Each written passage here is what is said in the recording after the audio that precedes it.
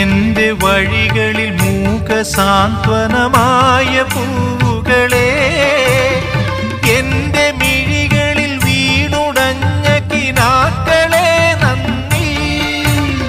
മധുരമാം പാധേയമായി തേൻ കനികൾ തന്ന തരുക്കളെ, തളരുമീയുടൽ താങ്ങി നിർത്തിയ പരമമാം കാരുണ്യമേ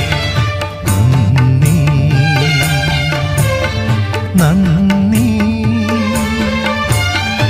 എന്നോടൊത്തുണരുന്ന പുലരികളെ,